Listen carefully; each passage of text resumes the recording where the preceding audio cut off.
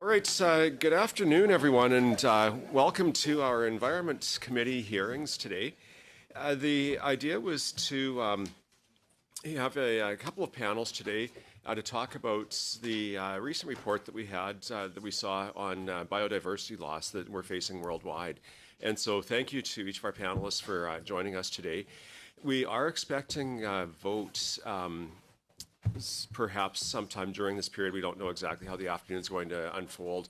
And so we'll get into it. The way that the process works is that we'll have opening statements from each of our three panelists, and I'll get to you in a second.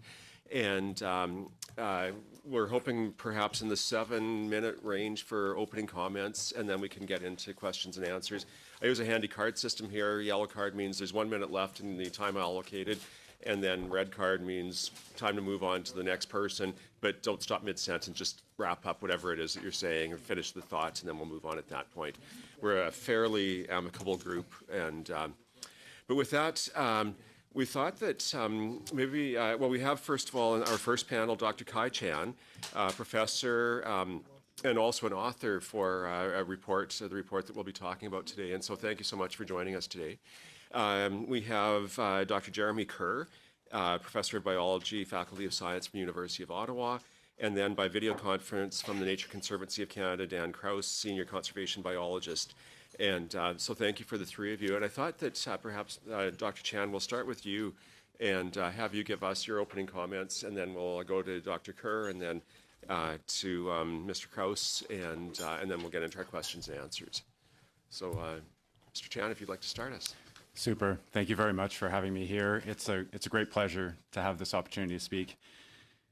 I've provided a presentation that has a lot more detail for your records. I'm not going to go through most of those slides today, but rather jump straight to the highlights that are not already featured quite clearly, but exhaustively in the summary for policymakers. So the highlights of that presentation and the summary of policymakers is that there are substantial declines in nature and nature's contributions to people, including cleaning our air, cleaning water, mitigating floods, helping to grow our food, etc., and how that's undermining our collective global ability to meet crucial societal goals for nature and for sustainability. So that basically sums up the first half of the assessment. And I'm now going to move on to other aspects. One key point that isn't well understood about this assessment is that the chapter that I had the pleasure to lead was actually the first of its kind, thanks to the scoping document, which I can't take any credit for. So that scoping document laid out an analysis that was an exhaustive scenario and pathway analysis for they asked for an exhaustive pathway and scenario analysis and linked literature and literature reviews. So the way that we implemented this was in terms of pathways and scenarios. So we examined all available literature about all pathways towards achieving future goals for sustainability and for nature, according to 6 different linked global goals, including feeding humanity, resourcing cities, maintaining fresh water, protecting the oceans, maintaining biodiversity on land, and mitigating climate goals while still providing energy for humanity. This kind of an analysis had never been done at this scale before, and it was absolutely crucial in terms of enabling us to make statements about what was likely needed in order to achieve the kind of world that was envisioned in the Rio Plus 20 process. Because never before have we had that kind of an analysis. In previous assessments, the solutions part of the assessment was really based on opinion that was based on an analysis of the problem rather than an analysis of the solution. So what that meant was that in Paris, when we negotiated the text for the Best Global Assessment, when nations were requesting changes in terms of what we were proposing as solutions, in many cases we had to say, actually, that's not what we found. That is actually not consistent with the evidence about what would achieve this transformation towards sustainability. So now what I'm going to do, so that scenario analysis and the literature reviews on 13 different aspects. We call it their 5 levers. So governance interventions, 8 different leverage points. So points in global systems where you would intervene, like the total consumption and waste. I'm going to sum that up in terms of just 5 key points, without which, based on our analyses, we will almost certainly not achieve the kind of transformational change that the report says that we need in order to achieve global goals for sustainability. The first of these is about going carbon neutral and incentivizing and enabling businesses and individuals to do the same. So leaders and businesses are already doing this. Some governments are committing to it. Most recently, the UK has committed to do this by 2050. It's possible to make this normal and eventually, and perhaps not a distant future, mandatory. And in that way, we can reshape what is seen as good corporate citizenship or individual citizenship by committing to no longer be part of the climate problem. Now, clearly, that's not going to happen immediately. It is the kind of aspirational goal that the UK committed to by 2050. The second part is to make it easy, enjoyable, inexpensive, and then eventually normal to be Earth positive. And what I mean by Earth positive is having net positive effects on all of biodiversity and ecosystem services, all of nature and what nature does for people. The global assessment is very clear that as far as environmental problems go, climate change is large and yet only the tip of the iceberg. So what that means is that if we don't, and this came straight out of our analysis, if we don't attend to climate change along with other important environmental problems, like land use change, overharvest, pollution, and invasive species, then we're likely to undermine those other problems and make life more difficult in many different ways and places. So now this is not yet possible for individuals and organizations to have net positive impacts on the planet, but it can follow the kinds of developments that we've seen in climate change in terms of carbon offsets, learning from some of the mistakes that have happened. And I have a lot more to say on that, but I'm going to save that for later. The third point is to make all subsidies and incentives work for the transformation and not against it. One of the key things that was in the global assessment and including in the summary for policymakers, which was extremely contentious, was about the need to overcome opposition from vested interests in this transformation, right? We did not beat around the bush in terms of what those vested interests and what that opposition looks like. It looks like folks who are receiving a lot of funding through subsidies, which are understandably, but perversely, enhancing production at the expense of the environment. And it's unavoidable that this should happen unless we specifically tailor those subsidies to encouraging the kind of production that enhances stewardship. And unfortunately, currently in Canada, most subsidies are not structured that way, such that we have a lot of money being spent on the one hand to enhance production, and then a lot of money on the other hand going to counteract the negative effects of that production. We can streamline those two processes by dovetailing them. Now, in particular, in terms of fossil fuels, this means moving those subsidies away from production for fossil fuels and towards transition towards clean energy. And that should include, of course, retooling programs for workers. The fourth is about decision-making itself, environmental management and resource management, to make it precautionary, adaptive, inclusive, and integrative across sectors and jurisdictions. Now, it means, on the one hand, for example, restricting chemicals, this is a precautionary measure, until there is sufficient reason to believe that they're safe for people in the environment. And this would follow from the REACH legislation in the European Union. A second would be to govern through transparent and participatory processes that involve all major stakeholder groups and also rights holders, without privileging special interests through special or secret access, as is currently quite normal in all jurisdictions in Canada. The third is to zone in an adaptive way, recognizing that the world is a changing place. We can no longer zone based on 100-year floodplains, for example, when we see 100-year floods occurring in many jurisdictions 3 times a decade. We have to plan as if surprises will come. And the fifth and final one, which is clearly within your mandate, is to strengthen environmental laws and policies and to ensure the consistent enforcement of all laws and policies, not only in the environmental ones, at home and abroad. Now, this is crucial for so many reasons. It has become normal. Our economy is founded upon a 19th century mentality that is to expand our economies broadly. This was appropriate in the time of the 19th century. It is less appropriate now, where we have quite a crowded world, where all of our productive and extractive activities have delayed and diffuse, but yet large and crucial negative impacts on nature and also people as mediated by nature. Now, a key part of this, as I pointed to, is the need to do this both at home and abroad. So it requires action in terms of diplomacy, because what we have currently is a kind of global race to the bottom, which is undermining our ability to protect the environment in place, because producers can rightly say that if they don't produce these products in these ways that have negative impacts on the environment, then that will happen elsewhere and Canadian jobs will be lost. There is a lot that we can do locally, but in the long term, it's going to require that international diplomacy.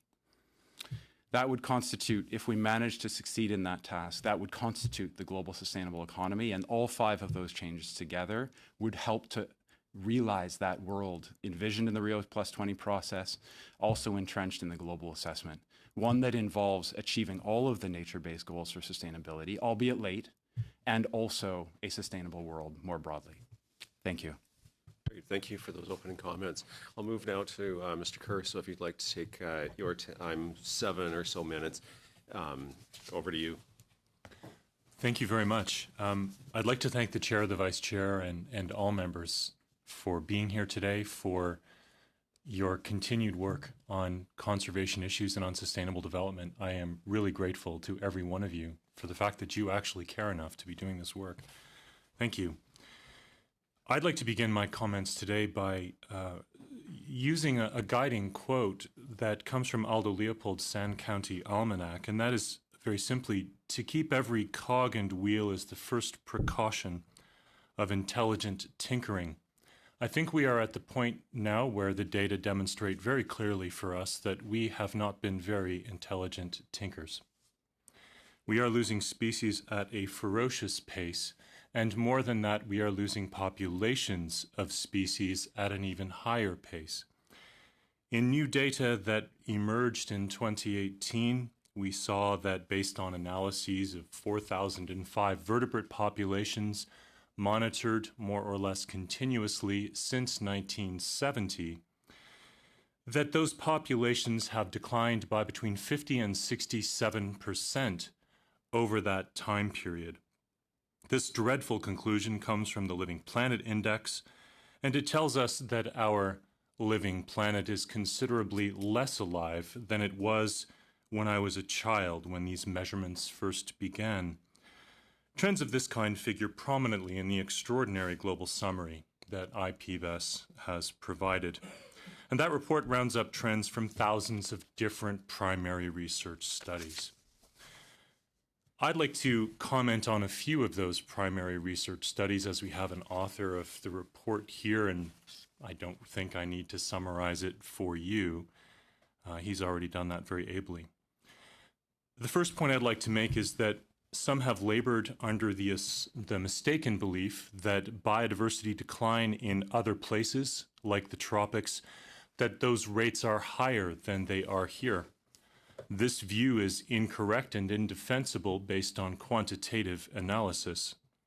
There are far more species in the tropics than here, but if we measure rates of species decline in Canada relative to numbers of species that actually live here, we find that those rates are pretty similar, but sometimes even higher than global averages at which the paces of things disappearing in other parts of the world. For example, 32% of amphibian species globally are at risk of extinction, but 44% of amphibian species in Canada are at risk. 19% of reptile species globally are at risk of extinction, but that number is 65% among Canadian reptile species. Numbers vary from group to group, but the general message is rather simple, that we have nothing that we can be sanguine about in terms of the proximity and importance of these threats for the biodiversity that we have inherited from our ancestors. A major reason that such a large proportion of species here are at risk is that they, like most people, are pressed up against our southern border. It is in these southern areas of Canada where land use changes are most intensive and extensive, largely for agriculture, but also for urban areas and resource extraction. We have hollowed out habitat in many of Canada's biodiversity hotspots and introduced land use practices that are incompatible with life for many of those species. The policy whiplash created by governments immediately upon election undoing their predecessors' work is not helping either. Yet there is cause for hope. Bright spots for habitat in Canada's growing protected areas network and in traditional territories of Indigenous peoples provide vital habitat for many species, even when there are neighboring intensive and competing land uses, like in southern Ontario.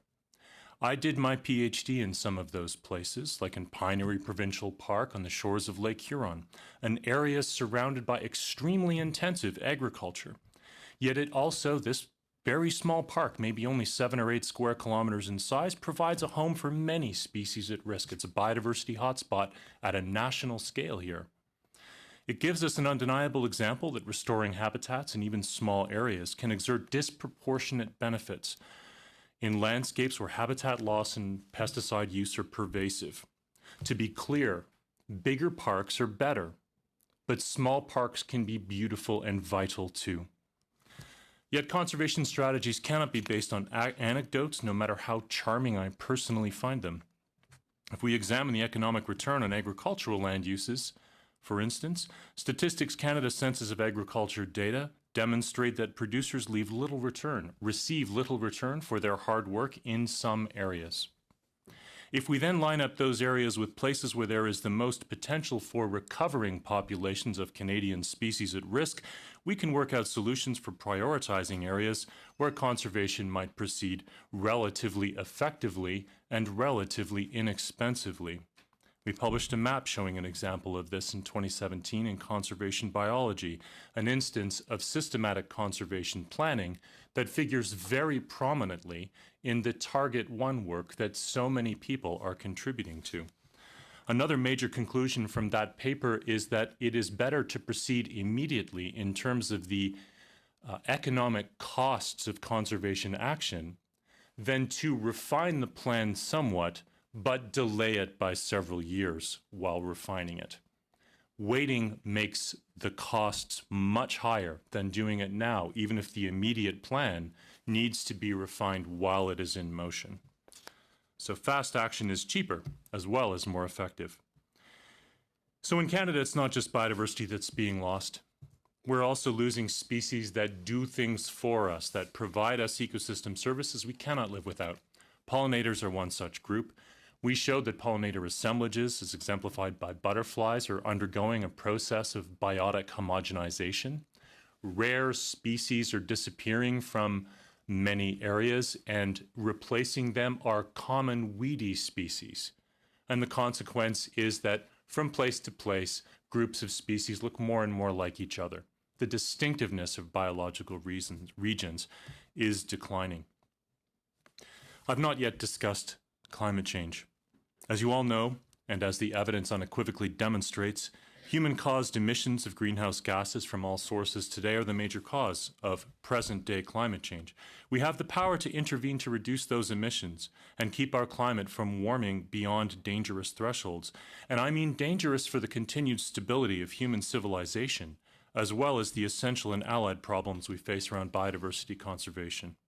I must emphasize that we now have strong evidence that climate change is contributing to extinction risks among groups of species that we are not able to do without. In particular, I'll talk about pollinators, where we've shown, along with many other researchers around the world, that climate change is contributing to the loss of pollinator biodiversity that is now detectable at continental scales across Europe and North America.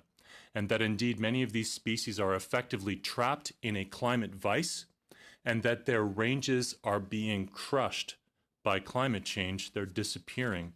That means their capacity to provide these ecosystem services that determine whether we get to have things like crops in 75% of cases are disappearing as well. This is a most unhelpful development and something we should be very concerned about.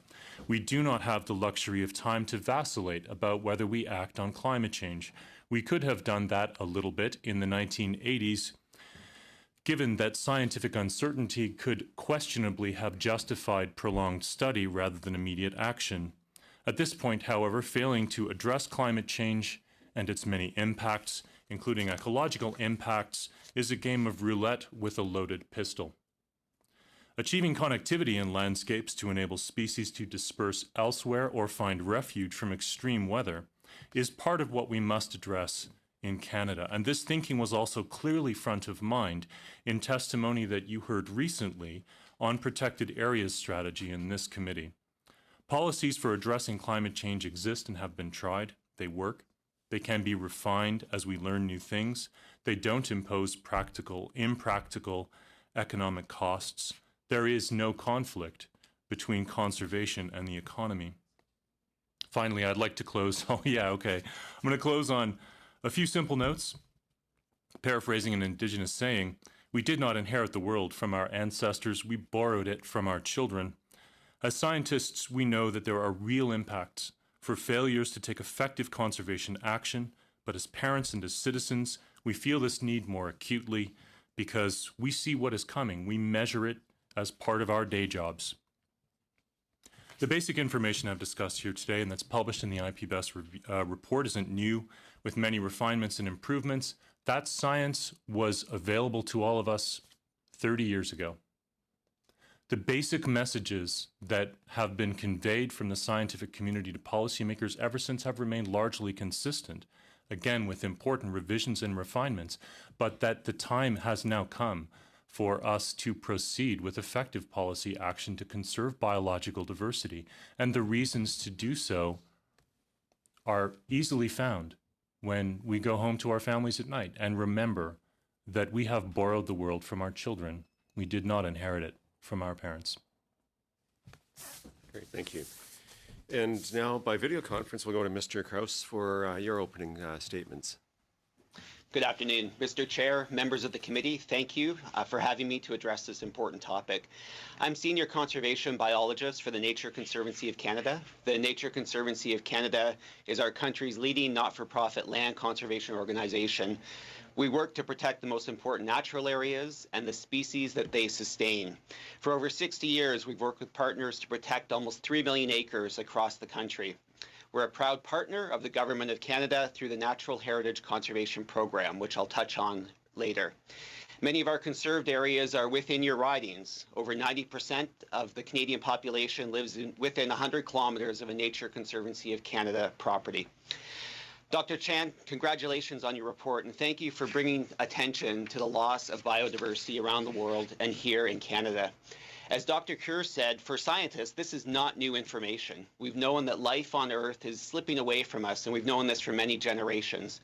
The impact of our human activities on other species are so widespread and lasting that scientists have referred to our current period as the sixth extinction. Extinction rates are now 100 to 1,000 times greater than natural historic levels, and future rates are predicted to be 10,000 times greater, and this is because of what we're doing.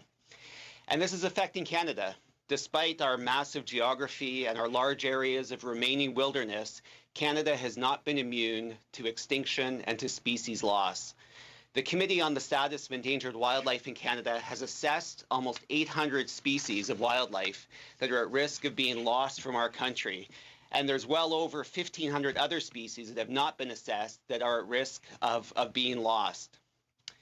There are well-known species that have been lost from Canada. Many of you have probably heard of the great auk, last seen in Canada in 1844, the last passenger pigeon, which was seen in Canada in 1902. But the loss of species from Canada is not history. It's happening now, and it's happening across Canada, and it will continue to happen without action. As you've heard, there are many threats to our environment and to wildlife, but the biggest threat in Canada today is habitat loss. And until we solve this, we are all destined to continue to witness the loss of Canadian wildlife. Today, there is simply no more frontier where wildlife lives without our influence. Wildlife is being pushed to the edge as we break their habitats into smaller and smaller fragments. By protecting habitats that still exist and restoring those that have been damaged, it is still possible to slow and, yes, even reverse the decline of biodiversity. Governments play a central leadership role in this initiative. The committee's report on taking action today, establishing protected areas for Canada's future, was an important piece of work. It achieved all-party agreement on the importance of our natural areas, and it laid the groundwork for a major investment in nature in the 2018 budget, the Nature Fund. The Nature Fund is the scale of investment needed to help turn the tide on species loss in Canada. But governments cannot do this alone, and this is why the Natural Heritage Conservation Programs and programs like it are part of the solution. It leverages funds from government, matching them with private individuals, corporations, and foundations. Since it was launched in 2007, the program has conserved more than 450,000 hectares in communities across Canada. These are not just any old 450,000 hectares. These are some of the most important places to conserve biodiversity and the benefits that nature provides to people. We've protected habitat for about a third of all terrestrial and freshwater species at risk in Canada, and it's inspired the gift of over $250 million worth of land from Canadians that care about nature. The program has also brought together a broad spectrum of Canadians united in conservation who want to make meaningful contributions to nature. The Natural Heritage Conservation Plan has become a pillar in Canada's Conservation Solutions Playbook. But we need to do more. Many Canadians think about species extinction and the extinction crisis as something that's happening somewhere else. Few Canadians know that there are over 70 species here in Canada that are more threatened than the African elephant or the giant panda. If we want to stop global extinctions, we can start by saving species at home. And there is hope. Canada has a long, proud history of global leadership in species conservation. We are a nature of spectacular but largely unknown stories of where we saved species after they had been pushed to the edge of extinction. Plains bison, swift fox, peregrine falcon, trumpeter swan, many other species were once almost gone, but as a result of conservation efforts of past generations, they are still part of Canada today. We have an opportunity to build on this success. We need to build on this success. The vast majority of Canada's most critically endangered species occur in the southern geography, where habitat loss has pushed them to a few locations. These hotspots, as Dr. Kerr called them, we can work there to help to stop the loss of species, but it needs focused conservation action. The Nature Conservancy of Canada's mission was urgent when we were founded in 1962, and I believe it's every bit as urgent today. Canada absolutely needs to meet our global commitments and protect our share of 17% of lands and waters, but it's critical that we bring the diversity of our Canadian wildlife along with us. As the world begins to set the stage for new conservation targets, Canada has an opportunity to show leadership in more ambitious wildlife conservation targets for 2030 and beyond. We need to embrace the opportunity that we have right now to pass on a biologically richer world to our children. Can we promise, can we commit to leave no species behind, a commitment to zero extinction that we can start in Canada? It's a simple, it's a clear promise, and a promise that could change the world. Thank you.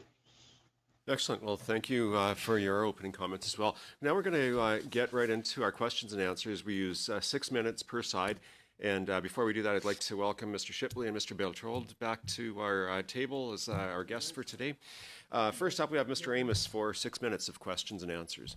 Thank you, Chair. Thank you to our distinguished witnesses. It's very appreciated that you're here, and I'm also very appreciative of the fact that you share the same passion that we all do here at the table on conservation matters. I want to go to each of you for short responses, please. What was your reaction to our government's decision in the budget of 2018 to invest $1.3 billion over 5 years in conservation? Mr. Chan, if we could start with you, please. I think I was impressed. It was a really important decision to make. It's unprecedented in terms of a commitment to conservation in this country's history. So, that's absolutely crucial. I didn't, in my remarks, which, as they got compressed, I didn't focus enough on the importance of what we're already doing and the importance of continuing that and expanding upon that, which is absolutely crucial.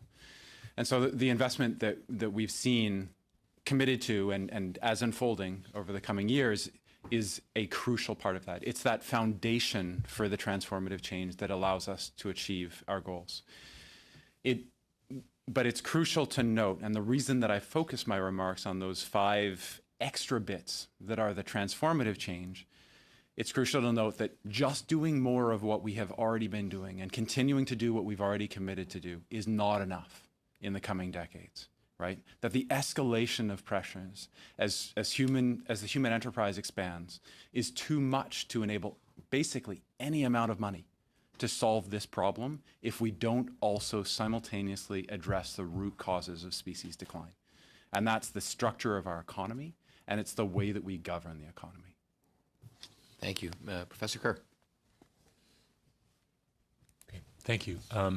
Excellent question. I have been watching budgets very closely for quite a while now, and I have to say that Budget 2018 was one of those moments when I actually stood up and cheered. I was quite jubilant. The conservation commitments in Budget 2018 are extraordinary and historic.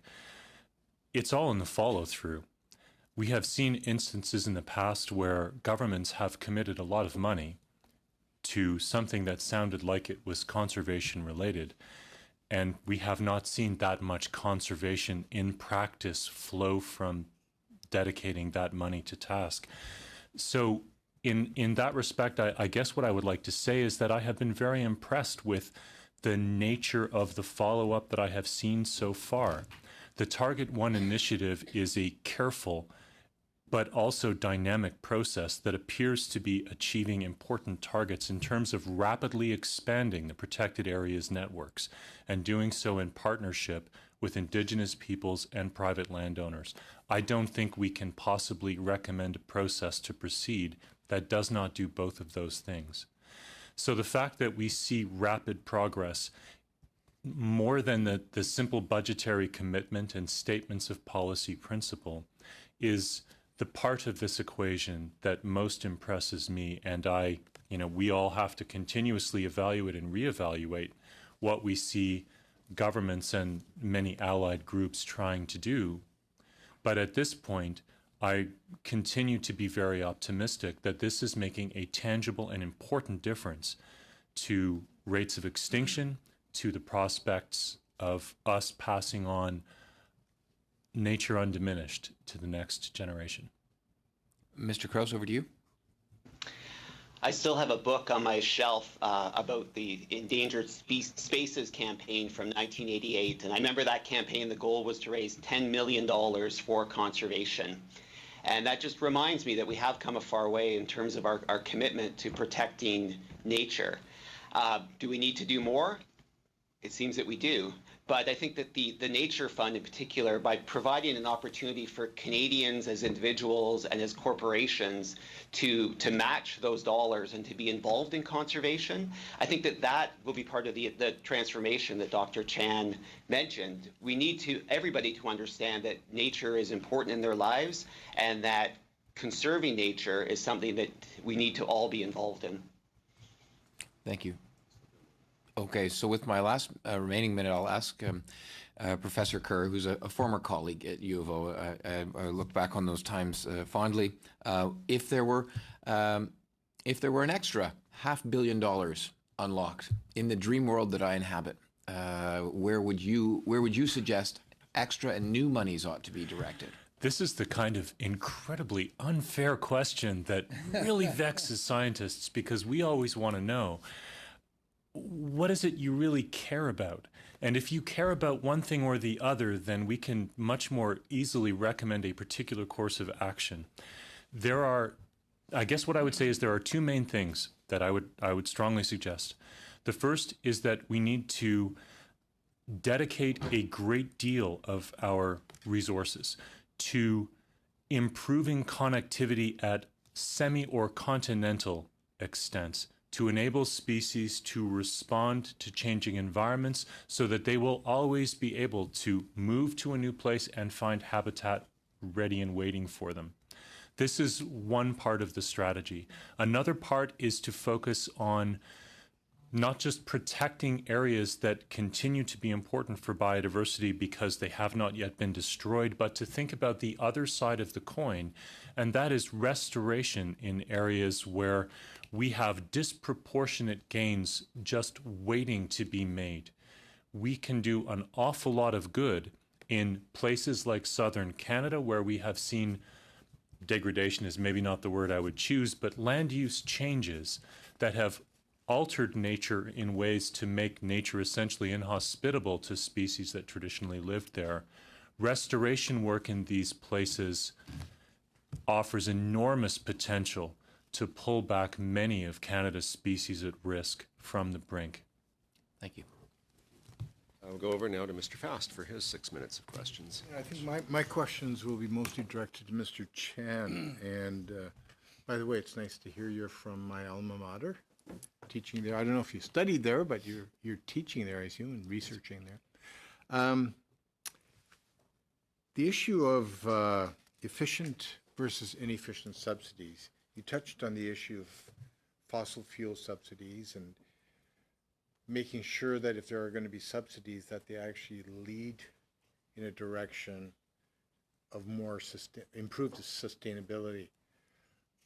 At our last meeting, we actually had the Commissioner for the Environment here, where finance was questioned about whether we are actually delivering on the commitments we've made internationally, the G20, I believe, the G20 commitments to move off of inefficient fossil fuel subsidies. I'd be interested to hear your take on whether the term inefficient has any meaning actually within that dialogue, and whether there's a definition of efficient versus inefficient you can provide us with. Thank you for that question. This is really crucial and a great way to follow up on the last question, because I think the next thing that we should say after we talk about how we can spend extra monies is how we can change the money that we're already spending, right? Because it doesn't need to cost necessarily. It doesn't need to cost a ton more money. So in terms of the language of efficient and inefficient subsidies, that's not terminology that we used in the assessment intentionally. I mean, efficiency is in relation to what the goals of the subsidy are, right? Mm-hmm. And so what we emphasized in our analysis was what the goals are, right? Of course, there are designs of efficient and inefficient ways to achieve a given goal, but that was really dealt with in other parts of the assessment. What we found crucial to identify was the difference between incentivizing production without explicit measures to enhance the stewardship nature or the sustainability of that production, to continually enhance, not only to set a low baseline, versus subsidies that either intentionally directly target those kind of stewardship activities and a transformation towards, for example, a clean energy economy, or ones that require, as part of an enhancement of production, that require that stewardship is a part of the package. And so, I mean, that's my understanding of what was committed previously on the part of Canada in order to phase out fossil fuel subsidies, not to phase out inefficient ones, but to phase out production enhancing ones. But perhaps I have that wrong. I think mostly you're right.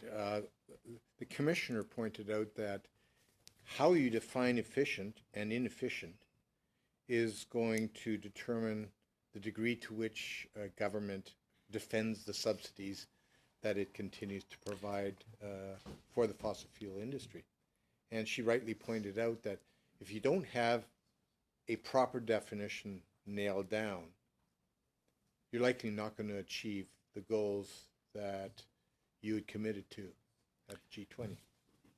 Yeah, and if I can add to that, I mean, a part of my comments earlier in terms of pointing out that if we recognize that the Government of Canada collectively has multiple interests and objectives, and we recognize that environmental protection is one part of that, then it is inherently inefficient to subsidize production and then separately try to mitigate the negative environmental effects. And that it's more efficient to deal with those things in a coordinated fashion. Mm-hmm. So I would agree completely with your point about specifying the objectives. Well, thank you. I believe it was Mr. Kraus. You referred to a continental approach. Was that you? Who referred to the continental? Well, that was Mr. Kerr. I keep using that word. In one of the responses, because I was going to ask about, well, you know, we can have a parochial approach here and assume that Canada is an island unto itself and try to address our species challenges here. We can look at a global approach, maybe escape some accountability for what we're doing at home. But you had mentioned a continental approach. It does make sense because our species are migrating across our borders. They don't recognize borders. Have you found that the United States is in any way receptive to a continental approach? I think there are lots of opportunities for cross-border cooperation, and my experience, you know, is really emphasizing much greater the work with research rather than with other governments. So I can't really speak to that direct experience, but I've certainly witnessed an awful lot of transboundary cooperation that our colleague from the Nature Conservancy could certainly speak to in more specific detail regarding management of protected areas that essentially span the international border. But we also see many instances where states and cities that straddle the border remain aware and highly cooperative regarding transboundary issues. And one of the ways in which we often see this happening out in Eastern North America is through the work of the International Joint Commission that manages the Great Lakes Basin cooperatively and among many, many jurisdictions. Thank you. Mr. Stetsky, you have your 6 minutes. Thank you, and thank you very much for being here today, all of you great witnesses. I was a former regional manager with Ministry of Environment for Southeastern BC, responsible for ecosystems, fish and wildlife. And then I was manager of the East Kootenay Conservation Program, involved in purchasing private land for conservation. So inherently, I care about every species. The challenge we have is that many people look at life through economics rather than through conservation. And I'm wondering if we're starting to do a better job. And I know, Professor Curry, you started to talk about the economic importance of species winking out. But why should people care about species winking out? And from an economic perspective, as well as a personal one. So I can start with Mr. Chan and Mr. Kerr, and then I'd be interested in hearing from all of you on that. And by then I may have run out of time. There's several answers to this important point. The first is that species are part of ecosystems and that ecosystems provide a wide array of different ecosystem services that are valuable in a number of different respects and that can be valued economically. And when you do that kind of evaluation, it is often the case that the benefits of conservation or restoration outweigh the costs that are associated with that. The problem, of course, is in terms of what is internal, what is internalized to private decision making, right? So many of the benefits that are associated with conservation or restoration are public benefits, ones that are felt and experienced by the nation as a whole, and in many cases, ones that may only be experienced later in time. And so the problems are primarily associated with private decision making that allows the externalization of costs, right? Where economic activities can expose those costs in the form of environmental degradation that requires that other people pay for the damages. And short-termism, which is focusing on only what happens over the next few years without sufficient regard to what happens in the more distant future. So species are crucial components of ecosystems. Ecosystems provide valuable services, and the problems are effectively undue privatization and insufficient accounting for public benefits and insufficient accounting for the long-term benefits. Professor Kerr? Thank you. Thank you. This is an excellent question, and one that I grapple with in many ways. Some often in the media, but also just for myself. You know, why do we care about biological diversity? I think one of the answers to that question, of course, was touched on extremely ably by Professor Chen, and that is that species do things that matter. And sometimes they do things that matter to us in ways that we fail to measure in economic terms. And I think that's really important, this notion of externalities, that we derive economic benefits from species in a diffuse manner. But we don't measure those economic benefits all too often. And the consequence is that when you drive a species extinct inadvertently without being aware of what you're doing, or being aware of what you're doing, the cost of that is zero, because it's not something that we measure the impact of. And that's something that I think we need to be very careful about. There are better ways to do this, but another element of this, from my point of view, is that if we reduce everything to the question of whether species X, Y, or Z has sufficient economic value in any given instance to prevent development or to alter the way development is conducted, then in many instances, and I suspect even most instances, what's going to happen is that the decision will be that in that exact location where development is proposed, the specific economic return of biodiversity in that place is relatively small. And we can make that decision 1,000,000 times. And the consequence is that we find ourselves in the midst of a global extinction crisis that we haven't seen in 65 million years. Literally true. So I have to say that this is a concerning question, but the thing that I would say in conclusion, I know I have to wrap up, it's not really about the money. It's about what kind of world you want to live in. And that's a decision that we take away from our children by continuously conceding that in any given instance, we are always going to side with a short-term economic perspective. Very much appreciate that. Mr. Kraus. Ways of answering the question, why do we value species? The first is utilitarian, and economics is catching up in terms of how we can measure the value of the benefits that nature provides to people. 2 years ago, the Nature Conservancy of Canada partnered with TD Bank to identify the natural capital values of forested areas across Canada. And there's a lot of variation, but the average value for a hectare of forest was over $25,000 per year, and if maintained, will provide those services forever. And even the TD economists recognize that that is a gross underestimation, that there's only so much that as economists they could value, and that the true value was much, much higher.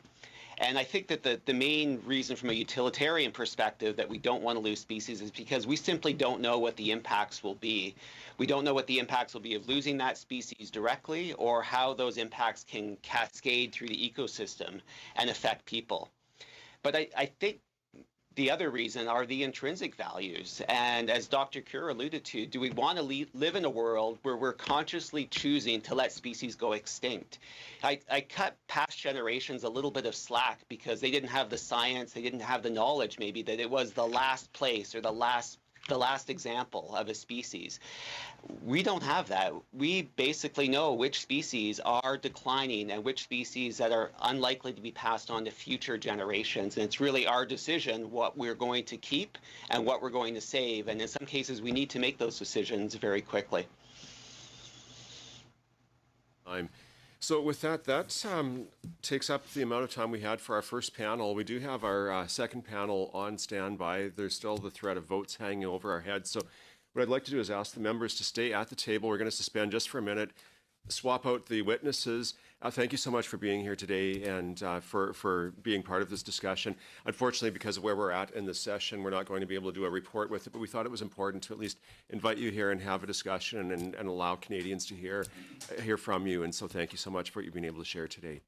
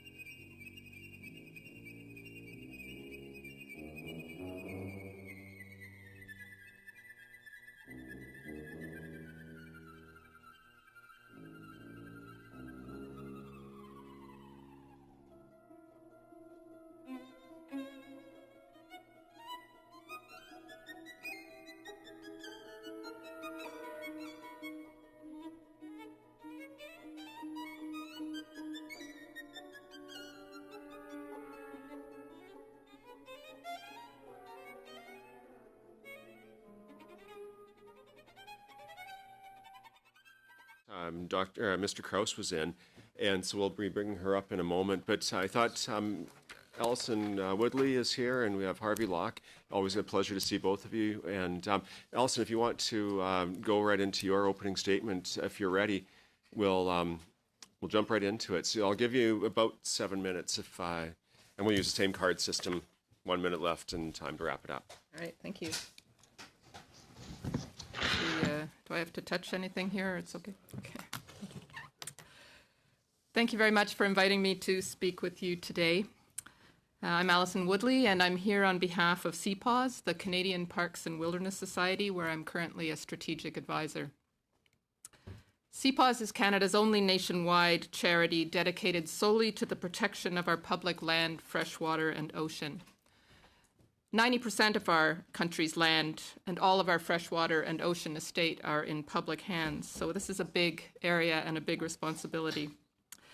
We have 13 regional chapters across the country and a national office here in Ottawa, and about 100 staff who are working on the ground across the country with Crown governments, Indigenous governments, and local communities, with industry and other partners to support protection of more of our land and seascape.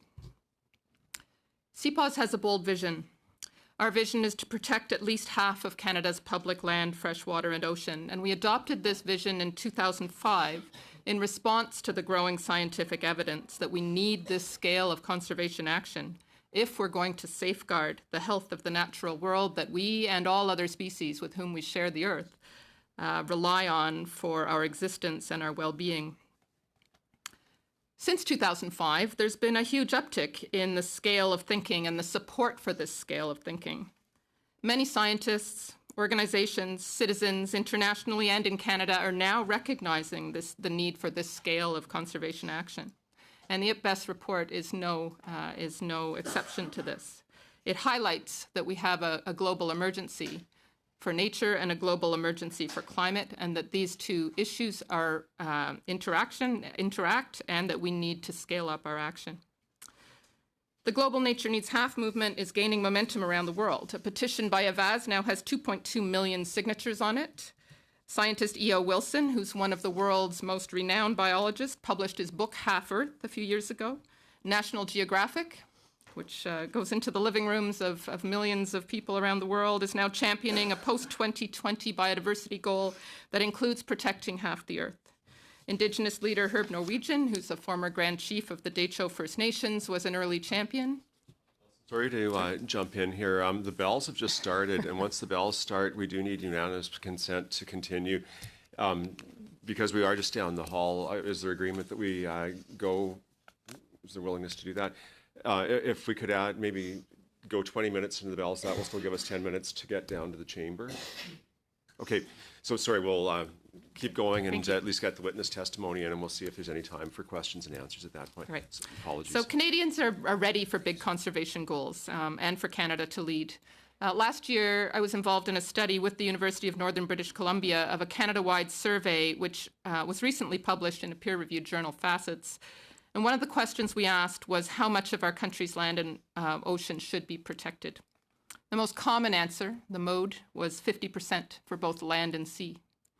The average response ranged from 43 to 51%. Canadians are on board with big conservation targets. The EPBES assessment is really a call to action. It reinforces that we have this emergency and that climate change and nature are interconnected and the emergency is mutually reinforcing. And we need to recognize better that conservation action helps to tackle climate change and that climate action can help to reverse biodiversity loss. And setting large-scale land and ocean protection and restoration targets and implementing them in a planned fashion is an important opportunity to bring these discussions together and advance both. Canada has a big opportunity to lead. And we're urging Canada to champion a global goal of protecting half the Earth and setting a milestone target of at least 30% protection by 2030 in the next Convention on Biological Diversity Strategic Plan, which is currently being discussed both globally and in Canada. And we're also urging Canada to adopt these targets at home. It's necessary and it's achievable. CPAWS released a report a couple of weeks ago showing how this can be achieved in the ocean. I have a pile of copies here for you today, and the French versions are in production. And I'd welcome you to come and get a copy from me afterwards. Last time I was here at committee, we were discussing protected areas and how to meet the 2020 biodiversity targets of 17% and 10% protection by 2020.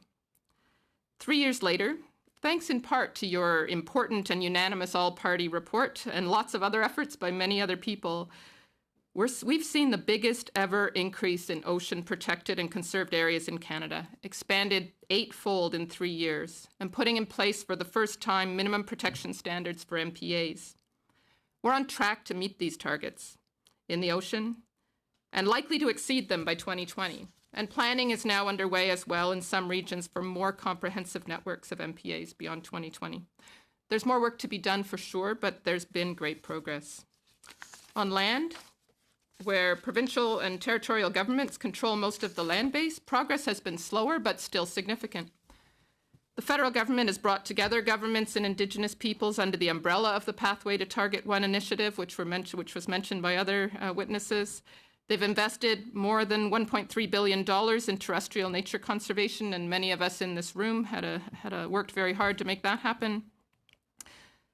And very importantly, this funding is not just funding for the federal government, but it actually is flowing to partners on the ground, and this is critical.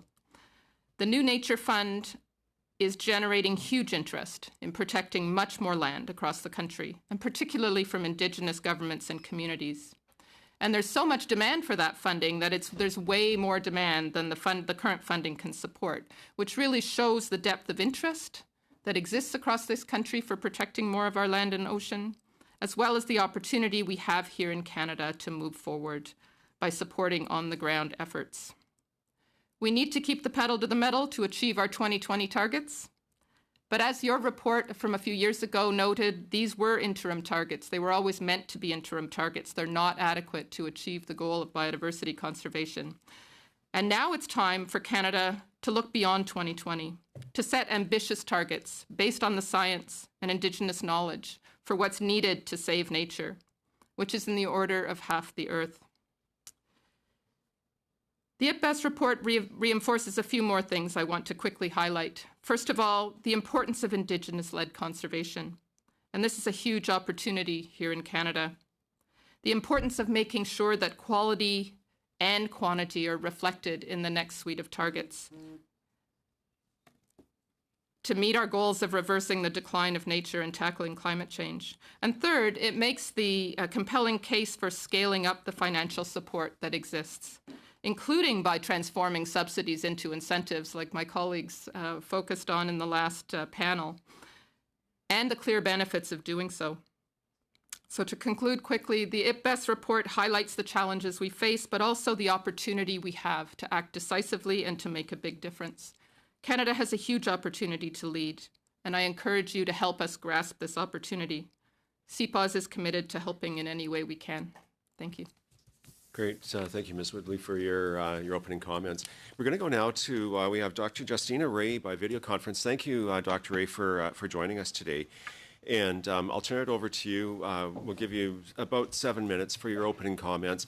I'll try to get the capture a yellow card for 1 minute when there's 1 minute left, and then red to wrap it up, and then we'll move to our final presenter. So over to you for your comments. Great, thank you so much. And thank you for Mr. Chair and members of the Standing Committee for asking me to appear here. And the perspective I'm speaking to you about is from a biodiversity scientist and as one. And I'm President and Senior Scientist of Wildlife Conservation Society Canada. I'm adjunct professor at 2 universities, Trent and U of T. And I come at this with particular field research experience with boreal forest mammals, but also in the tropics. So I have an international perspective to bring.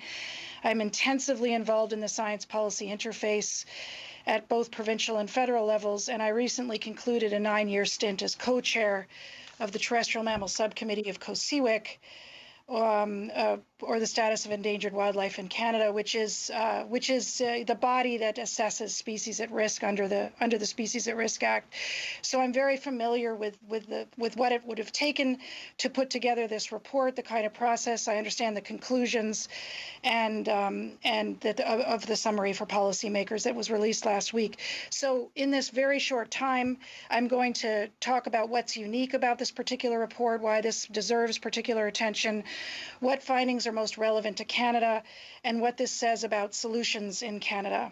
So with respect to the uniqueness of this report, just to underscore the sheer number of studies that went into the conclusions of the report, there's something like 15,000 papers assembled by 150 scientists, also subjected to intensive peer review. And the authority of the UN process is very special. We already have this through the IPCC, or the International Panel for Climate Change, which is a very similar body. So it means that the results and conclusions and so on would not only be, it would be written by scientists, but endorsed by various governments. So it doesn't represent all governments, all party, 130 party governments. So it doesn't represent sort of the opinion of a few, and has undergone some very rigorous review processes. And second, the trends that it has shown are extremely, globally relevant. They are everywhere to many wildlife and ecosystems. In terms of health and functioning, it's very clear these deteriorating trends have been accelerating and intensifying in the last 50 years in particular.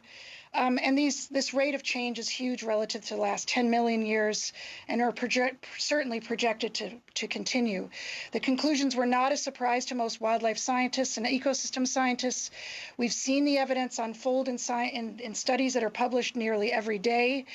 Many of us have observed firsthand some of these trends playing out in places that we're most familiar with. We've delivered several of the key messages in the report ourselves. And so what about this report is most relevant to Canada? Canada is not mentioned anywhere in the summary, nor any countries, I think. Some regional trends are evident. But before we lull ourselves in, because there is quite of a tropical focus, but we can't lull ourselves into complacency in this regard, because many of the conclusions, if not most of them, are directly relevant to Canada, and I'll name just a few. The drivers of biodiversity loss and degradation are pretty much the same in Canada as globally. As reported in the summary: land conversion, overfishing, climate change, pollution, invasive alien species, and overharvest in some places. They're the top drivers of species and ecosystem degradation here in Canada. Habitat loss is out in front.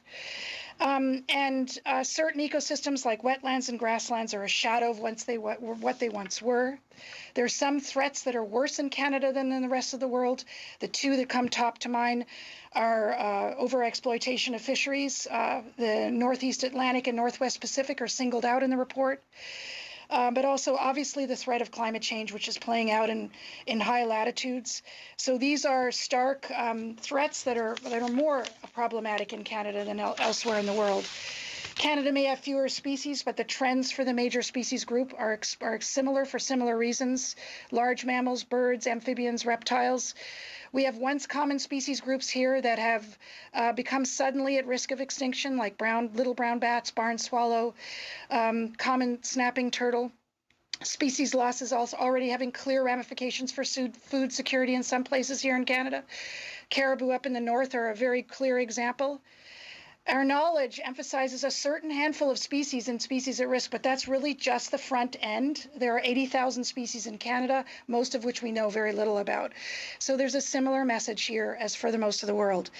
Another thing the report talks about is the phenomenon of homogenization, which is where through certain threats of habitat loss, through introduction of alien species, making things more clear for winners rather than losers, right? There are clear winners, clear losers in this game, and a lot of the places where we know are becoming more and more homogenous in terms of the same types of plants and animals showing up, no matter what the underlying ecosystem was previously. We're seeing that more and more. So what does this say about required actions in the Canadian context? I've referred a bit to public complacency on this issue in terms of many people being lulled that this is a report that's really only relevant for the tropics, and I've told you why that's not.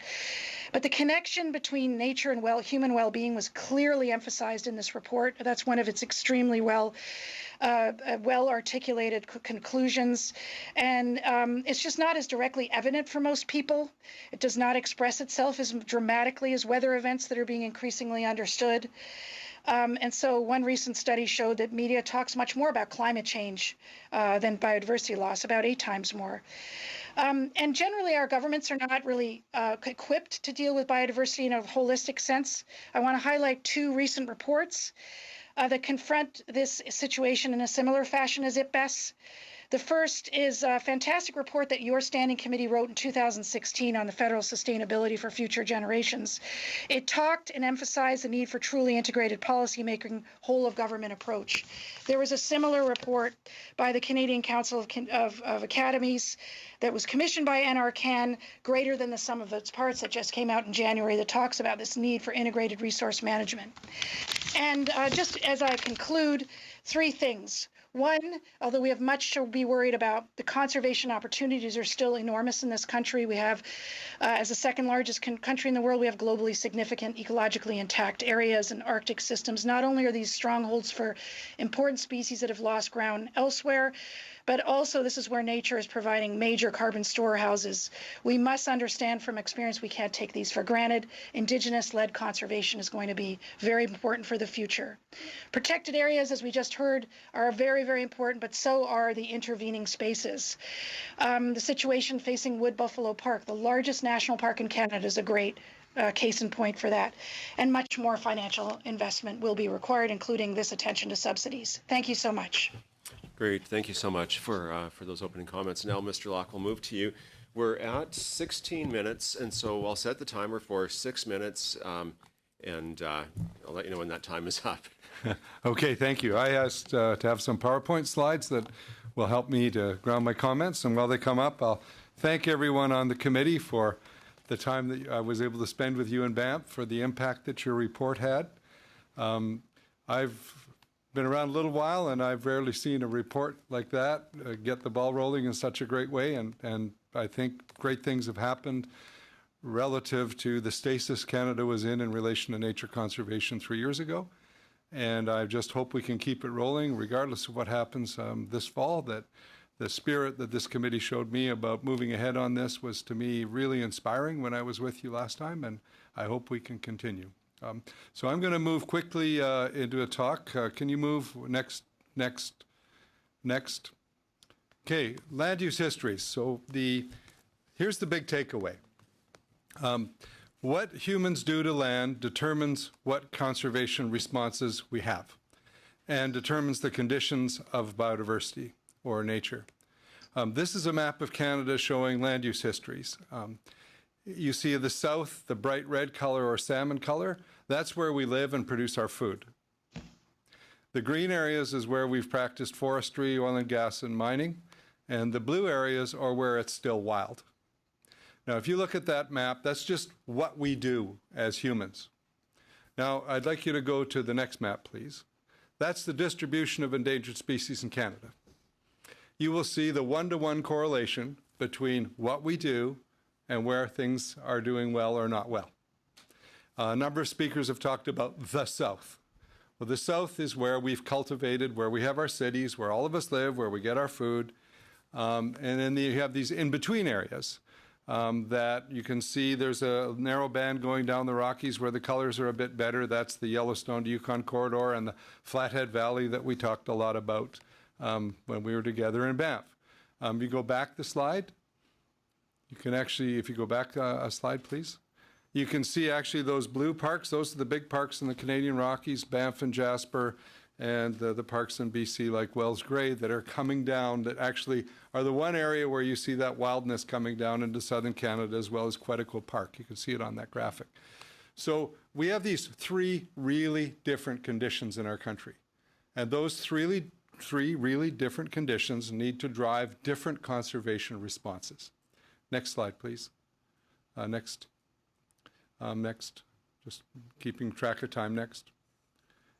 Next. And they apply all over the world. I'm the lead author on a paper we're about to publish, authored by people from all over the world, about the three global conditions that exist for biodiversity conservation and sustainable use. The same patterns that occur in Canada occur in China, they occur in Colombia, they occur in Australia. And this is the way we need to go forward with our thinking on how we plan for our relationship with nature. Next, please. This is the French version of a slide. On the left side is the English version. Basically, the world is divided into cities and farms, shared lands, and large wild areas. And the strategies we need for each are different. So each speaker before me has talked about various dimensions of exactly this breakdown.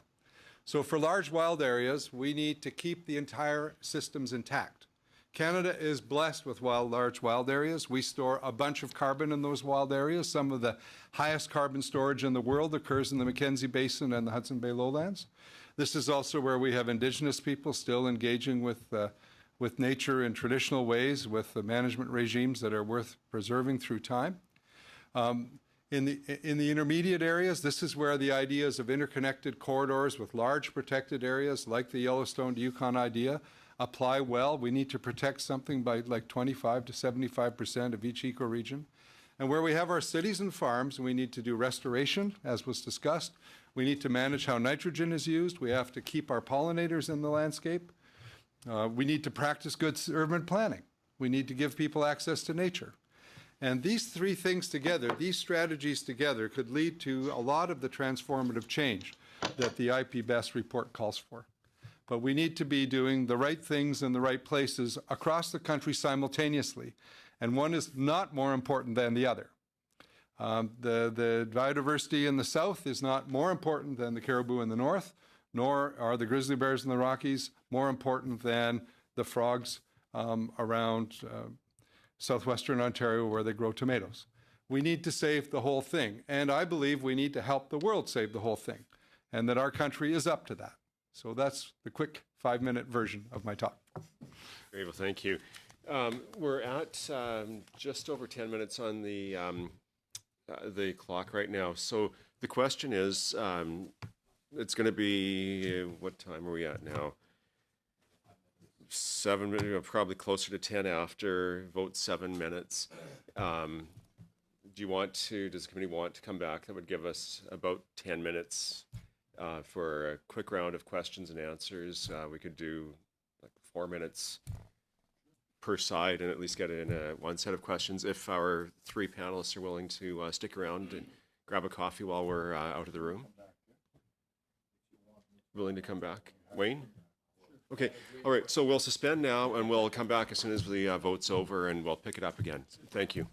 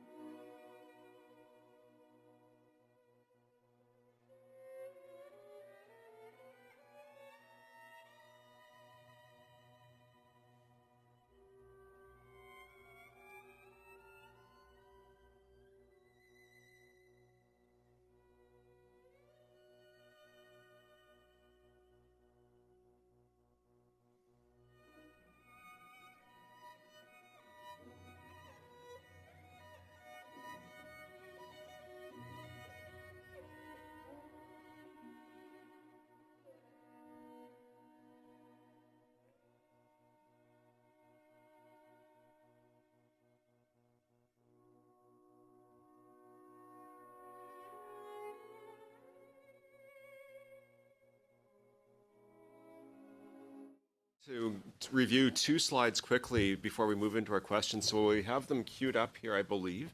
And so we'll go to those, and then we'll go into some really abbreviated rounds of questions. Thanks, Mr. Alday. Is there the slides up? I think we had them set. Yeah, so I touched on this. This is a map of the world's soil organic carbon. And you hear a lot about the carbon above ground in tropical rainforests and how we need to save those.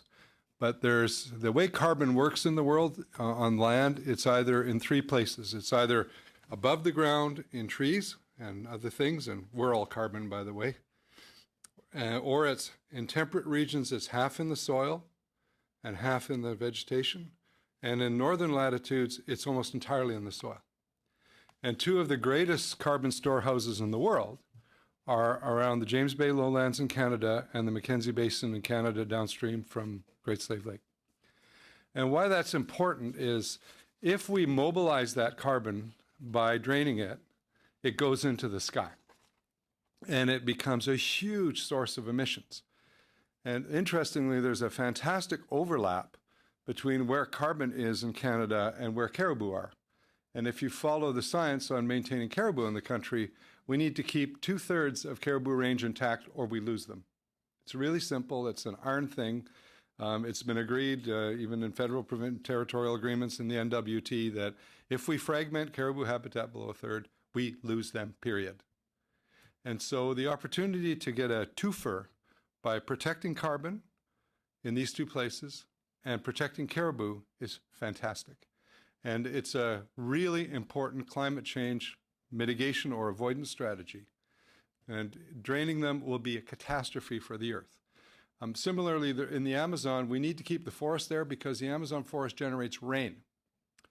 Not only because of the species that live there, but the intactness of the large tropical forests in the Congo Basin and the Amazon actually generates the rain.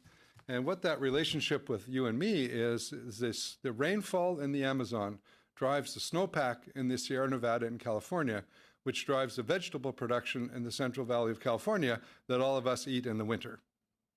And if that shut down, and there's some estimates that if 20% of the Amazon were cleared, and it's at 18% now, that would shut down and the system would lose resilience and flip to what's called a savanna, which would mean it would be the odd tree with a lot of grass and look like the Serengeti. In which case that rain cycle would shut down and the consequences would be inconceivably bad.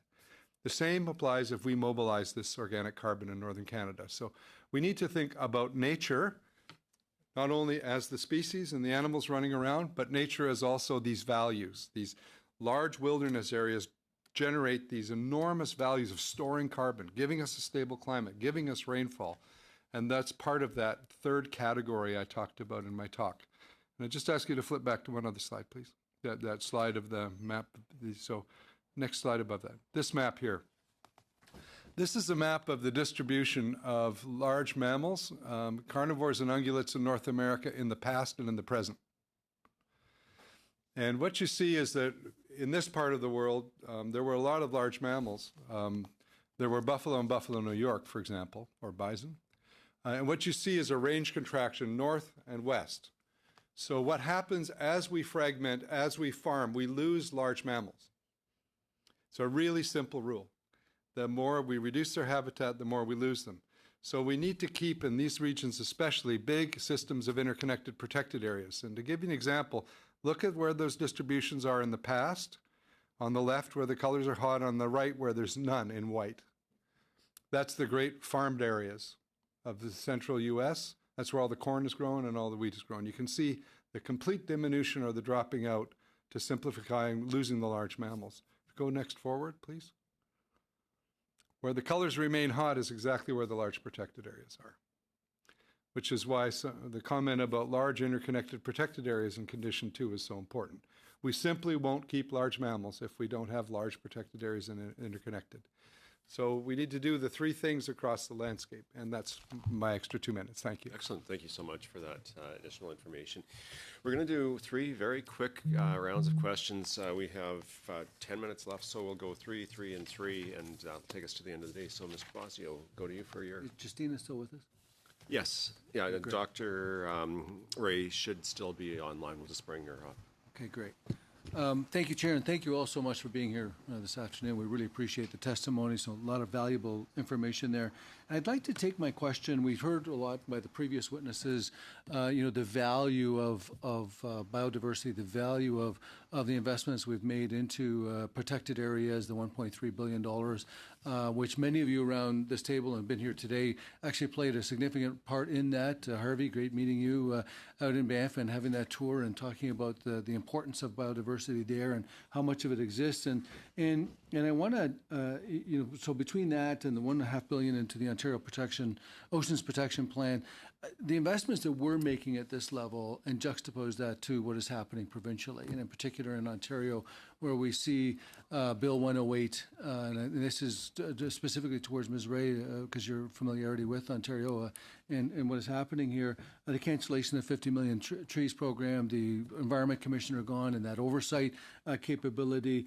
We have 243 species at risk here in Ontario, and this whole now pay-to-play type of legislation we see in Bill 108 for developers in protected spaces. Can you give us a sense of what impact that's going to have here now provincially and how that's going to really hurt what we're trying to do federally? Well, so thank you for that question very much. This is going to be a significant step backwards, although it's going to play out in implementation. Ironically, a lot of the changes will actually cause more red tape and more difficulty in terms of trying to sort them out than probably the government realizes. The Bill 108 that you were referring to is a giant omnibus bill that had 20 pages of amendments to the Hallmarks Endangered Species Act, and this will serve to it will serve to decrease the number of species at risk through various means, and it will also provide lots and lots of leniency and sort of discretion to how habitat protection would occur through very, very many different routes. Developers, it will still be a proponent-driven process where developers will have options, including being able to pay into a particular conservation fund that would many steps forward perhaps be applied in some fashion to benefit species at risk, but not have anything to do with the activities itself or the impacts. But there are lots of other problems as well, including the way that they're organizing themselves with respect to this biodiversity issue. Mostly they're going to be splitting this between two ministries now. The Ministry of Natural Resources will really focus on the subset of wildlife species that we use, so hunt and trap and so on, and really put a great deal of, and fish as well, to put a great deal of effort towards that. And then the subset of species at risk that are still left to protect will be on the other side in another ministry, along with a diminished parks program as well. And this will play out as well in terms of investment. Lots of budget cuts, lots of shuffling of different staff into different ministries, pretty chaotic, unclear, but really it's about open for business. It's about open for business, making things more easy to develop, making proponents have to jump through fewer requirements to be able to, and then let me cut you off there options. just one sec, though. Open for business in one sense, but actually killing business in the long run because of the impact that it's actually going to have on biodiversity and protected spaces. Would you not agree? Yeah, absolutely. I mean, this is not, I don't think that in the long run this will be a really great recipe for developers and for mining companies and so forth.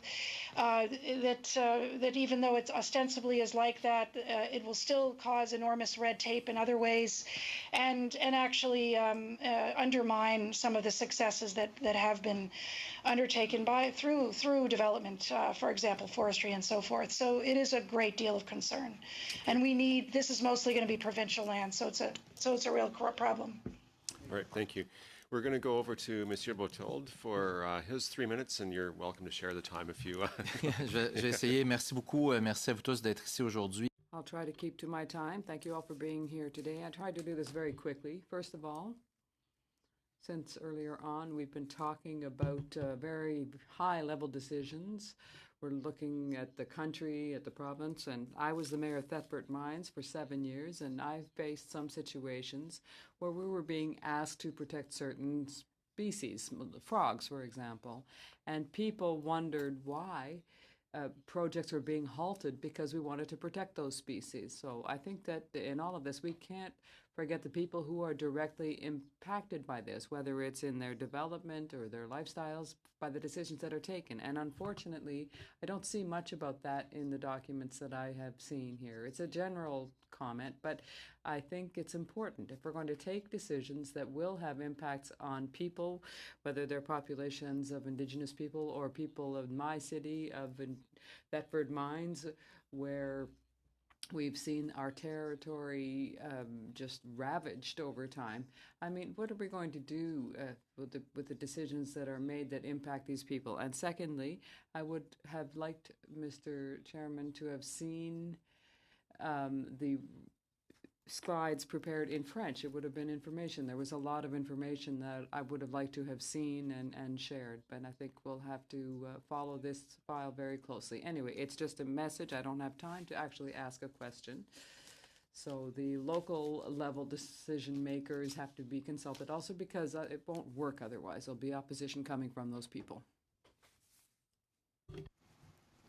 Good comment. Mr. Locke, I think many of us here are familiar with the Flathead. And are there anything that, in the sense that you would suggest it to, because that connectivity is a critical piece and many of us know that, anything you would suggest that we could pursue in the future? We'll come back here at some point. The Flathead Valley is, from a biodiversity species counting point of view, in my view, the most important area in the country we could protect, and it fits into this corridor from Yellowstone to Yukon in a critical way. I think the number one thing is the engagement with the Ktunaxa First Nation, which has an unresolved land claim or treaty situation in Southeast BC. The jumbo development or resort is of very large importance to them and is also important for grizzly bears. And we need some kind of a coherent regional approach that works with the Ktunaxa First Nation that will result in some proper protection of the values and the connection of those values from the Flathead, which adjoins Waterton Glacier, right up through to Banff. Unfortunately, what's happening actually on the ground now is the grizzly bear population is collapsing between the bottom of Banff National Park and the Flathead Valley. The mountain goat population is collapsing between those two areas. I hear anecdotally from people who hunt that the elk populations are down. Everything is not going well because we've overwhelmed that landscape, and we need to do something to reconnect it and protect the Flathead. And I thank you for your ongoing interest in that very special place. Great, thank you. And now, That we saw, where's the project at? I mean, a lot of us would know. after Wayne gets his 3 minutes, if there's a chance for an update on the bison, that would be great. I'd be happy to. Yeah. So, Wayne, So I have to Mr. do a Setsky, speech over to on you. climate change in about 10 minutes. So, Okay. question, and I'll just kind of open it up to the floor. There are a couple of aspects I wanted to talk about. One was nature deficit disorder and potentially the impact that has on whether youth of today care or don't care about species at risk and what more we should be doing there. The other one was we did consider looking at the species at risk legislation as a committee. Quite frankly, my concerns were there were some might want to weaken the legislation. Others think there is certainly need for improvement. So if you have a particular opinion on either of those, I'd be happy to hear from you. Well, I might defer to Justina on the Species at Risk Act because she's lived and breathed it for the last 10 years. But the first question on nature deficit disorder. Sarah would. Yeah, no, I mean, I want to address that first because I was referring to this losing of connection has bearing on the urgency of the issue. I mean, climate change is much more immediately felt by the general population, and it has been more successful in drawing media attention, and people's concern on climate change is an immediate issue to address. Whereas people don't always understand that the erosion of biodiversity and ecosystems really does have a direct bearing on their well-being that probably is going to be more playing out in the future. And so with people living more and more in cities, that this is becoming an increasing issue, this nature deficit disorder. So it is absolutely very real. At the same time, you see that when nature becomes more scarce, people flock to it. There are people feel an innate need either within cities or outside of cities and national parks in particularly crowded areas to go visit these areas. And this is being shown by the pressure. So this should show us that we need more of these green spaces, more of this nature in order for this connection to keep going. The Species at Risk Act, I can totally understand your reticence and concern, because that in and of itself is not the only prong. Again, remember, species at risk are really just the tip of the needle here in terms of when species are in real trouble. That's when they show up on the list and we're in crisis situation. What we really need to be focusing on in this equation is bolstering some of our processes that happen much further before that so that species don't get at risk. We have to really be focusing on prevention and special concern species in terms of monitoring and understanding at the regional scale, like Harvey just talked about, how we might be able to fit all of these needs together, because the trade-offs are becoming more stark. And we have to be thinking about biodiversity at large and not just species at risk. I'm going to leave it at that and see if my colleagues have anything to add. Nature deficit. I think that I live in Banff National Park, and the amount of people coming now is staggering. And I think we are starving the Canadian public and the world public of enough nice places to go in nature.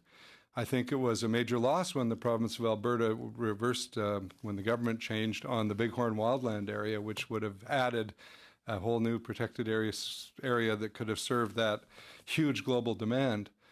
But I think Canadians love nature. I think that's a value held widely from coast to coast, big cities, rural people, Indigenous people. And I think we have an opportunity as a country to embrace that love of nature and chart a course that reflects it. Et je crois que c'est la même chose au Québec, que c'est dans le reste du pays. I think it's the same thing in Quebec. My Quebec family are Blaise around the Lac Saint-Jean area. It's something we could really do well at. I think the new Rouge National Park in Toronto is a great thing. I think we could do a lot more of that. And I think if we thought of ourselves as a country that put its love of nature on its sleeve, and we recently hosted this important global event in Montreal at the end of April called the Nature Champions Summit. And at that, we had people from all over the world there, 12 environment ministers from all over the world, philanthropies, everything. It was quite a great event. And, you know, people look to Canada as a place that could be a leader on nature. It's in our brand, it's in our perception of ourselves, and it's the world's perception of us. And we aren't leaders on nature now. We're really doing well catching up. But, you know, if you take the percentage of Canada that's protected right now, it's not going to quite make the 17% on land. Could push through it if we keep going. And the marine side will get to the 10%. Brazil is already at 30% protected. Tanzania is at 30% protected. This is not impressive for us to be dragging our feet the way we are. What we have done, and again, I'll like to flatter this committee in a sincere way, is what you did by kickstarting with your report 3 years ago, the process that led to the National Advisory Panel, that led to the budget allocation, that led to the strong effort on Canada Target 1, has really been fantastically transformative. And I can't overstate how much it mattered that you did what you did when you toured the country and wrote that report. And I'm deeply grateful for it. And I hope that this might serve as a springboard into the next government to say Canada has just begun and we are going to lead. And now that we're done the catching up and setting things in motion, now we are going to lead. That would be wonderful. Excellent. That takes us to the end of our time. So thank you to our three panelists this afternoon, and also to Drs. Chan and Kerr for staying with us for the duration of the afternoon.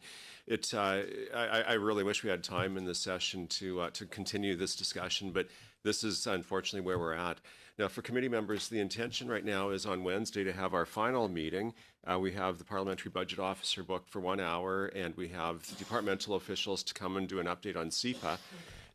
If it looks like it's going to be another day, somewhat like today, that's going to be disrupted with votes and other proceedings of the House, we may end up not having the meeting. So with that in mind, I'd like to take just a moment to thank, first of all, the committee members. I think we have many things that we can be truly proud of for the work that we've done together over in this 42nd Parliament. I'd also like to thank our amazing staff, our clerk and analysts from the library, our other staff who help us out tremendously every day, and the technical people, the translators. So thank you, each and every one of you, for the support that you've given us to the committee. We may be able to say our thanks again on Wednesday, but just in the off chance, I wanted to at least get that in. With that, folks, we're dismissed, or adjourned.